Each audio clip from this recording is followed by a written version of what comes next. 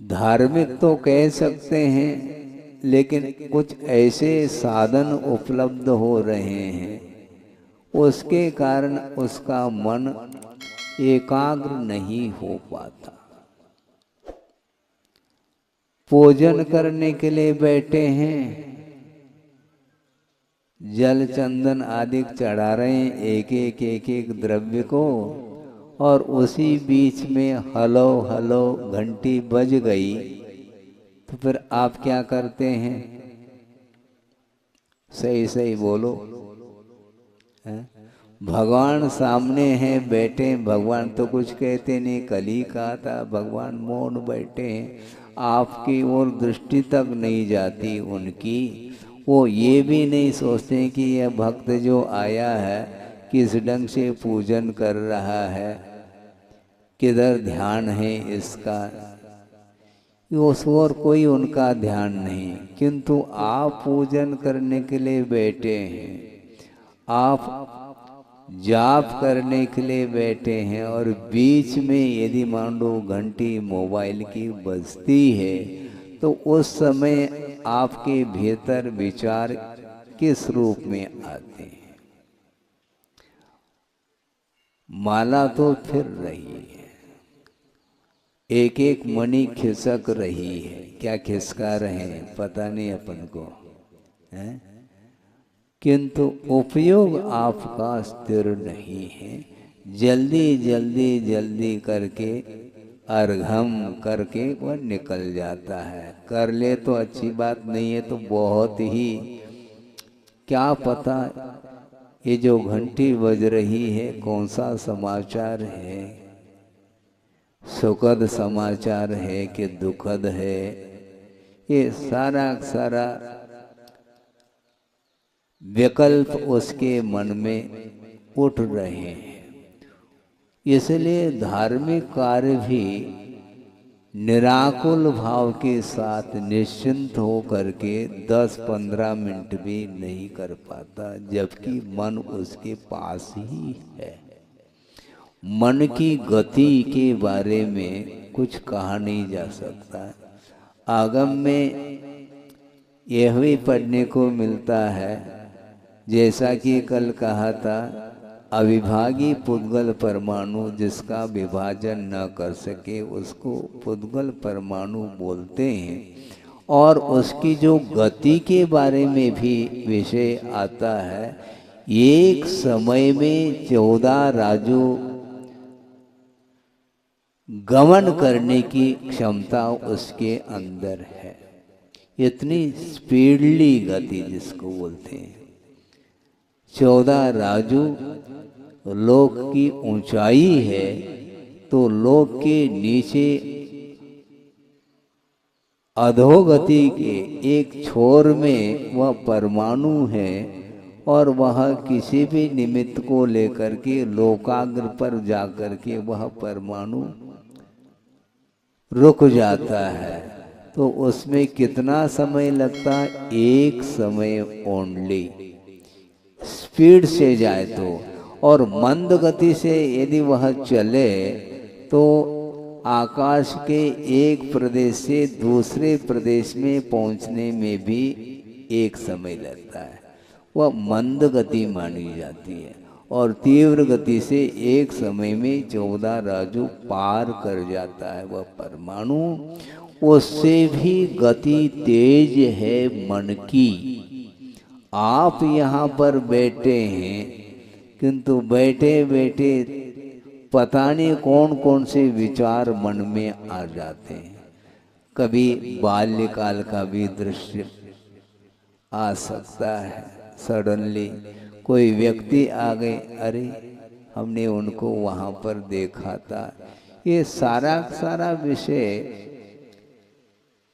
इसके लिए क्षोभशम कहाँ से हुआ है, इसमें मन की एकाग्रता कैसे हो रही है?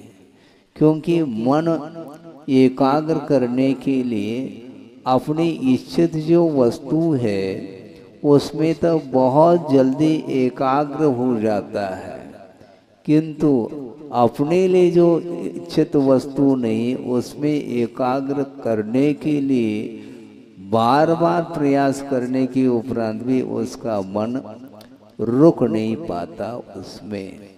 तो उनके लिए ये कहा था उस छात्र के लिए, कौन कहता है तुम्हारा मन स्थिर नहीं है, किंतु जिसमें होना चाहिए उसमें आपका मन टिक नहीं पा रहा है। कोई न कोई विषय होगा उसमें टिक रहा है। तो महाराज अब मन को केंद्रित करने के लिए करें क्या? भारी समस्या हो गई। बार बार प्रयत्न करने के उपरांत भी मन बाहर ही जाता है। धीरे धीरे विषय आ रहा है। आचार्य महाराज ने बहुत सारे ग्रंथों का अनुवाद भी किया है। कुंद कुंद भारती का भी अनुवाद किया है। समंत भद्र स्वामी का भी साहित्य जो है उसका भी अनुवाद किया है। और भी बहुत सारे ग्रंथों के अनुवाद उन्होंने किए हैं। और इसके अलावा स्वतंत्र रूप से भी ग्रंथों की रचना उन्होंने की है, जो कि संस्कृत में भी है और हिंदी में भी उसको रूपांतरित किया है। सर्वप्रथम आचार्य ज्ञान सागर जी महाराज की उपस्थिति में उन्होंने एक शतक का निर्माण किया था। उसका नाम क्या है? निजानुभव शतक नाम है। उसमें एक छंद पढ़ने को मिला है। वह प्रासंगिक मैं समझ रहा हूँ, क्योंकि मन की जो विचित्रता है उसके बारे में उन्होंने प्रकाश डाला है उस छंद में। छंद आपके सामने है कि क्या हो गया समझ में मुझको न आता, क्या हो गया समझ में मुझको न आता, क्यों बार बार मन बाहर दौड़ जाता। क्या हो गया समझ में मुझको न आता, क्यों बार बार मन बाहर दौड़ जाता।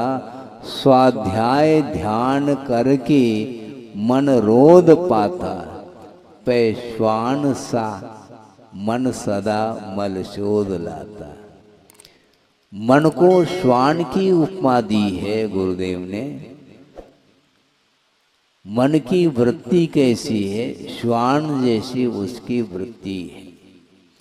मान लो वह श्वान पालतू है, किसी ने पाल रखा है और उसके गले में एक पट्टा बांध दिया है और जंजीर अपने हाथ में है, और उसके लिए उस प्रकार का मिष्टान देता है जो अपने लिए भी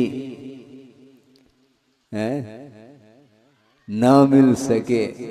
इस प्रकार उसके लिए अच्छे अच्छे मिष्टान खिलाता है, किंतु ज्यों ही उस गले से उस पट्टे को निकाल देता है तो वह पट्टा कहाँ जाता है? वह श्वान अर्थात कुत्ता वह नाली के पास जाता है सूंघता सूंघता। ऐसा क्यों? अभी तक तो उसको मिष्टान मिल रहा था और फिर भी उस गंदगी पर मुंह मार रहा है। इसी को बोलते हैं श्वान की वृत्ति। उसी प्रकार गुरुदेव ये कहना चाहते हैं, श्रवण के लिए कह रहे हैं, आप लोगों की बात ही अलग है, बहुत दूर की बात। श्रवण स्वाध्याय ध्यान करके मन रोध पाता, अपने आवश्यकों को पालन करता हुआ निरंतर वह साधना में रत रहने वाला श्रवण है। स्वाध्याय के माध्यम से ध्यान के माध्यम से मन को एकाग्र किया है, किंतु ज्यों ही इन आवश्यकों से वह मुक्त हो जाता है तो मन पुनः वहीं जाता है जहाँ नहीं जाना चाहिए। पैश्वान सा मन सदा मल शोध लाता। उसी प्रकार एक सज्जन आए मेरे पास, उन्होंने कहा कि महाराज ये आज की बात नहीं, सालों हो गए मुझे आपके पास आते हुए दर्शन के लिए, और प्रतिदिन आपके बाजोटे पर, चौकी पर जो शास्त्र रखे रहते हैं वो बिल्कुल ज्यों के त्यों। अभी भी पूरा अध्ययन नहीं हुआ क्या आपका?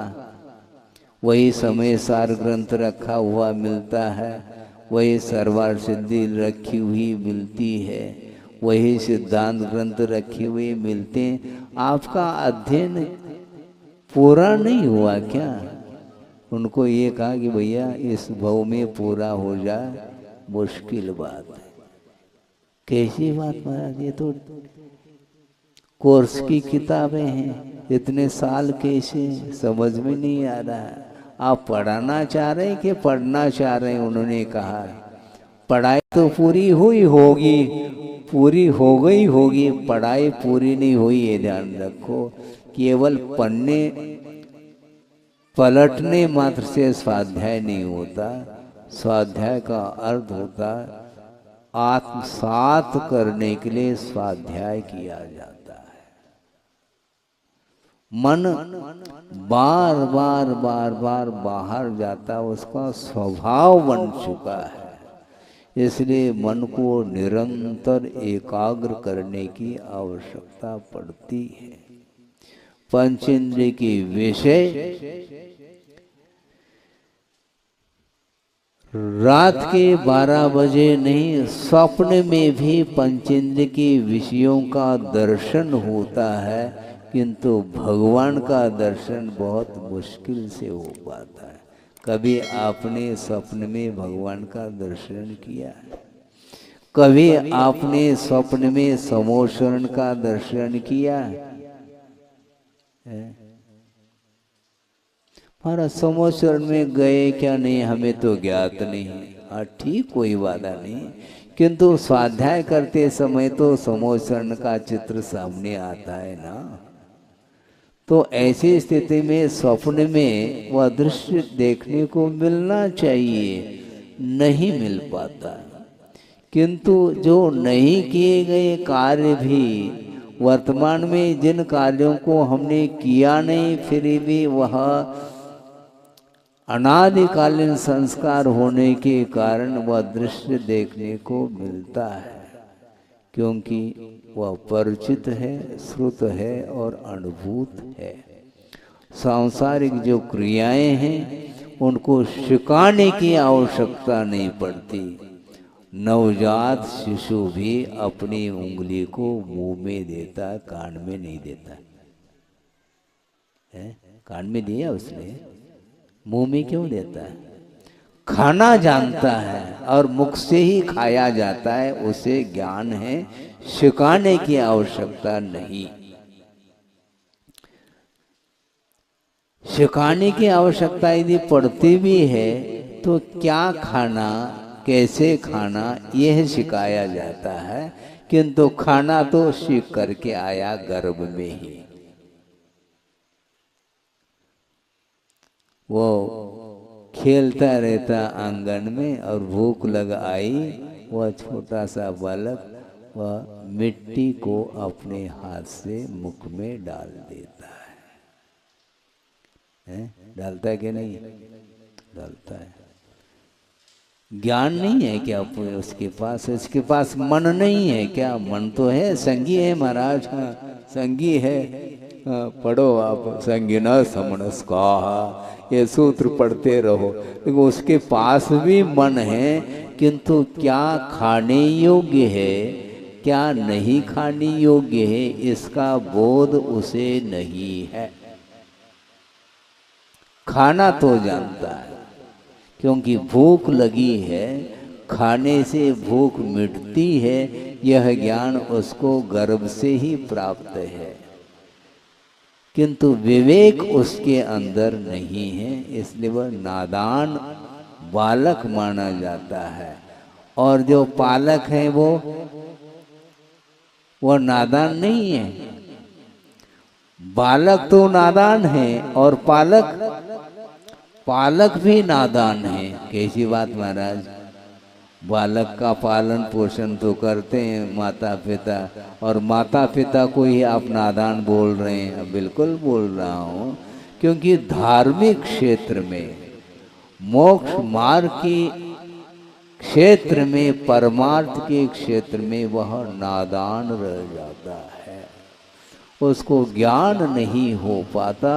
क्योंकि गुरुदेव ये कहना चाह रहे हैं, श्रवण के लिए कह रहे हैं, निरंतर 6 आवश्यकों में लीन रहने वाला जो श्रवण है, वह भी उन आवश्यकों से थोड़ा सा विराम लेता है।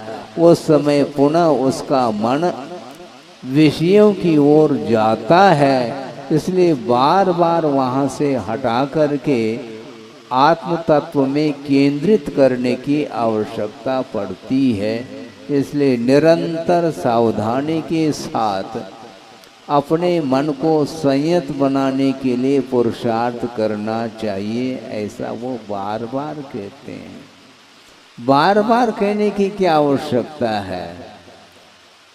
गुरुदेव ने दीक्षा दी है, महावृत्ति बनाया है शिष्य को, किंतु महावृत्ति बनाने के उपरांत भी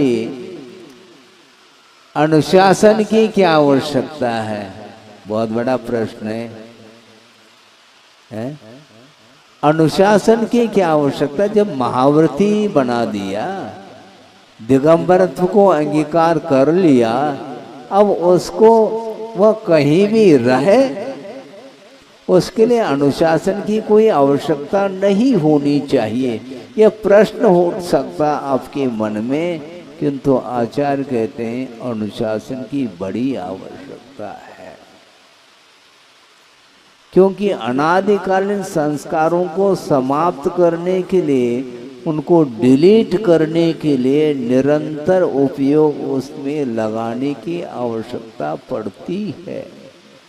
उसके बिना मन संयत नहीं हो सकता। तो मैं क्या कह रहा था?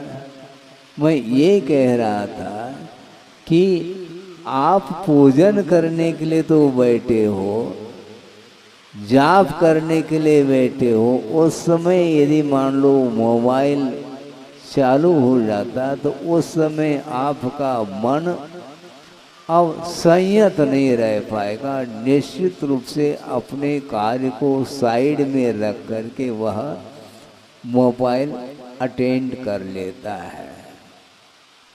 यदि मान लो मोबाइल ऑफ है, कनेक्शन बंद कर दिया मान लो, तो फिर नहीं।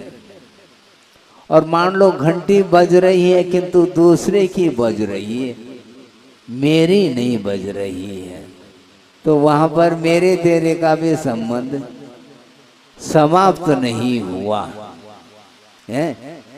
सोचने की बात है, बहुत हम सोच नहीं पाते हैं।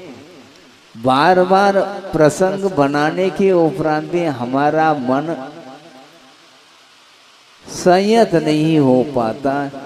एक दिन सुन लेते हैं, दूसरे दिन वह सारा सारा डिलीट हो जाता है विषय, पुनः वापस सुनाने की आवश्यकता पड़ती है। तो इस प्रकार बार बार सुनाओ महाराज। हाँ, सुनाने के लिए तो बैठे हैं, आप सुनने के लिए बैठे हैं, किंतु मात्र सुन करके उसको एक कान से सुन लिया, दूसरे कान से यदि निकाल दिया मान लो, तो कभी भी उद्धार तो नहीं हो पाएगा। इसलिए मन को संयत करने के लिए क्या करना चाहिए महाराज? तो आचार्य कहते हैं मन को संयत करने के लिए इंद्रियों के ऊपर विजय प्राप्त करने की आवश्यकता है। इंद्रियों के ऊपर विजय प्राप्त जब तक नहीं करते तब तक आपका मन उधर ही जाएगा।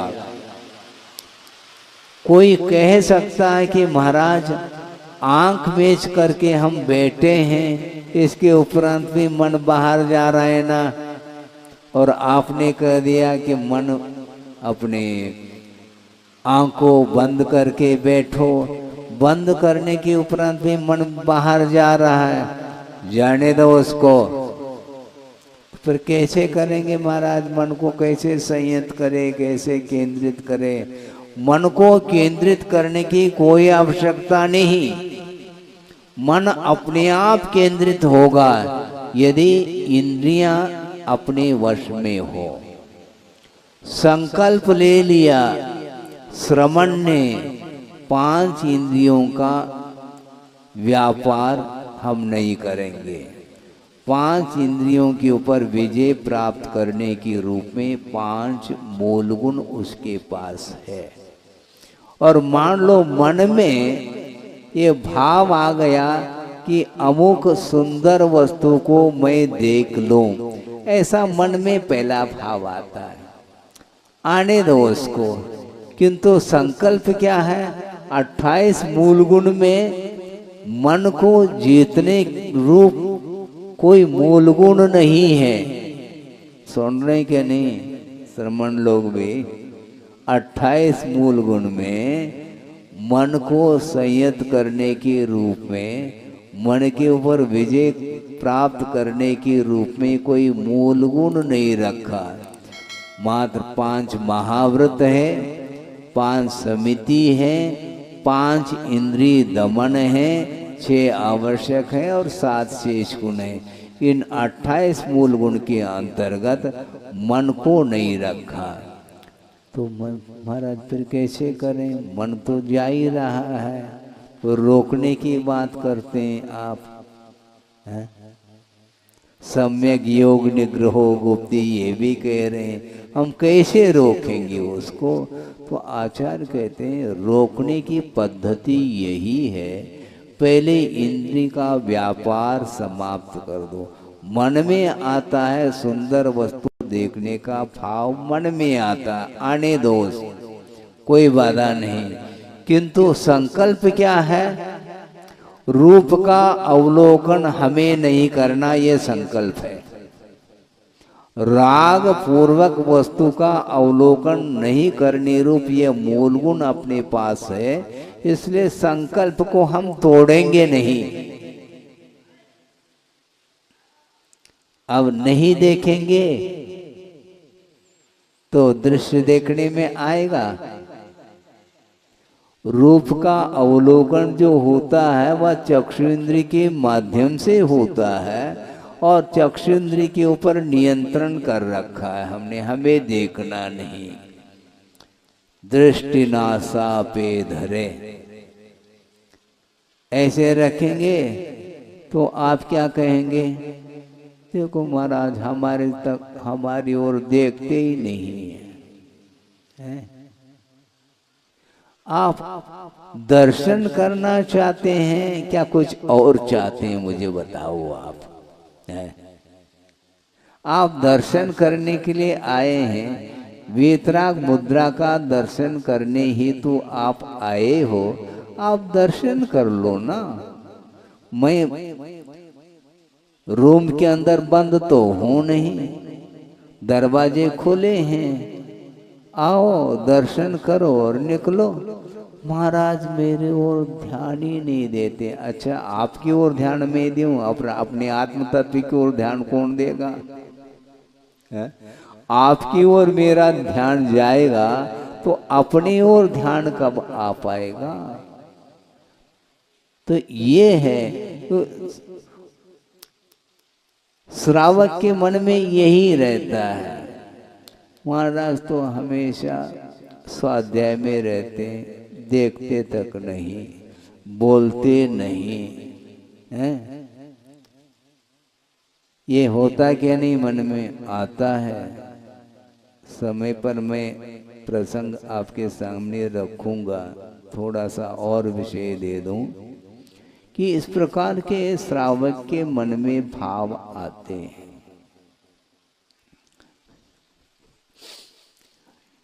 एक व्यंग्यात्मक प्रसंग याद आ गया। वो विद्वान थे, इसके उपरांत भी व्यंग्यात्मक भाषा में बोलते थे वो। कुंडलपुर की बात है, बहुत पुराना प्रसंग है और दशलक्षण पर्व का वह प्रसंग। और कुंडलपुर में श्रावक गण पंक्तिबद्ध होकर के पड़गान के लिए खड़े हैं। आहार का समय हुआ था और गुरुदेव शुद्धि करके आहार चर्या के लिए निकले और नीचे इर्यापत से नीचे देखते देखते देखते चले जाते हैं।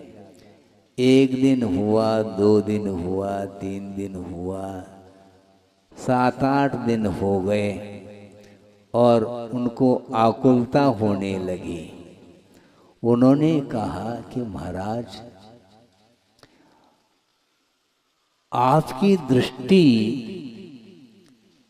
कीड़े मकोड़े की ओर तो है, किंतु संगी पंचेंद्री की ओर आपकी दृष्टि नहीं जाती है। समझ रहे हैं आप? हम पड़गान के लिए खड़े हैं और हम तो संगी पंचेंद्रिय, हमारी ओर भी तो ध्यान देना, ध्यान आपका होना चाहिए। आप तो केवल नीचे निगाह करके निकल जाते हैं, बीच बीच में देखते हैं, कब देखते हैं आपको ख्याल नहीं रहता है। जब आप हमारी ओर दृष्टि रखते हैं उस समय तुम्हारी ओर दृष्टि हम नहीं रखते। जब आपकी दृष्टि अन्यत्र होती है उस समय आपको देख करके निकल जाते हैं आगे। इस प्रकार की चर्या होती है श्रवण की। तो आचार्य महाराज ने सोचा, अब देखो किस प्रकार ये व्यंगात्मक भाषा है ये। और दूसरे दिन भी उनके सामने से देखते हुए निकल गए, क्योंकि उन्होंने कहा था महाराज हमारी ओर आप देखते नहीं, तो देखते हुए निकलता हूँ मैं। इस प्रकार 2-4 दिन के उपरांत उनके यहाँ पड़गान भी हो गया, आहार भी हो गया। अर्थ ये है कि इच्छाएं बहुत सारी होती हैं और उसकी जब तक पूर्ति नहीं होती तब तक उसका मन आकुलित रहता है। ये तो श्रावक की बात हो गई। श्रवण के लिए ये कहा जा रहा है, मन को संयत बनाने के लिए अपने को इंद्रिय के ऊपर विजय प्राप्त करने की आवश्यकता होती है। क्योंकि मन यदि संतुष्ट होता है तो विषयों से संतुष्ट होता है और विषयों का ग्रहण जो होता है वह इंद्रियों के माध्यम से होता है। इंद्रियों के व्यापार के बिना भिन्न भिन्न इंद्रियों के विषय ग्रहित नहीं हो सकती है। इसलिए मन में भाव आ गया कि अमुक वस्तु को मैं देख लूं, तो संकल्प है मैं देखूं, तब मैं आंख खोलूं तब की बात है। हम आंख खोलेंगे नहीं तो हमेशा बंद करके रखेंगे क्या महाराज? नहीं नहीं, हमारी ओर देखते ही नहीं। ठीक है, आप भगवान बन जाओ, आप ही की ओर हम देखते हैं। हाँ, अन्यत्र देखेंगे नहीं हम। भगवान तो बन जाओ कम से कम है? भगवान तो बनो नहीं। रागी की ओर दृष्टि यदि रख देते हैं श्रवण, क्या प्रयोजन सिद्ध होने वाला है? बल्कि सामने वाले का कल्याण हित करने के लिए यही पद्धति है। उस ओर देखो नहीं, किंतु बिना देखे कुछ हित की बात सुना दो, काम हो जाएगा। देखने की आवश्यकता नहीं। नमोस्तु कर दिया, मान लो आशीर्वाद दे दिया। आशीर्वाद देने के साथ साथ देख नहीं रहे। देखने की आज्ञा कहाँ पर है आगम में, मुझे बताओ। देख करके ही आशीर्वाद दिया जाता है, बिना देखे आशीर्वाद नहीं दिया जाता। मान लो देख करके आशीर्वाद देते हैं, महाराज बोलते नहीं, तो एक एक कदम वो आगे बढ़ रहा है। तो ऐसी स्थिति में उसके जो इच्छाएं उसके अंदर उत्पन्न हो रही हैं, उनकी पूर्ति हम नहीं कर पाएंगे।